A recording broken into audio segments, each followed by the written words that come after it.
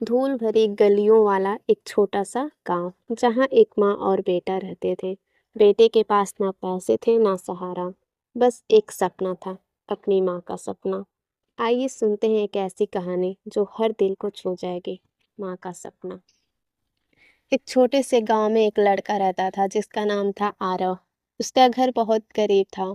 पिता किसान थे और माँ लोगों के घरों में बर्तन मांजती थी। घर की हालत ऐसी थी कि कई बार रात का खाना सिर्फ पानी और नमक से ही चलता था।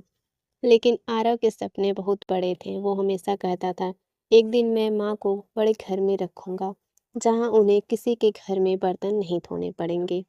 माँ बस मुस्कुरा कर कहती, सपने अच्छे हैं बेटा, बस मेहनत सच्ची रखना। आरव ने स्कूल में हमेशा टॉप किया, लेकिन 12वीं के बाद उसके पास कॉलेज की फीस देने के पैसे नहीं थे।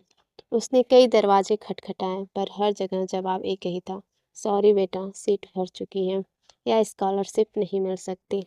उसने हार नहीं मानी, दिन में साइकिल से दूध पाटता और रात में पढ़ाई करता। कभी थक जाता तो माँ के पैरों के पास सिर रखकर सो जाता, और माँ उसके बालों में हाथ फेरते हुए कहती, थोड़ा और सह ले बेटा, सुबह तेरे लिए नहीं होगी।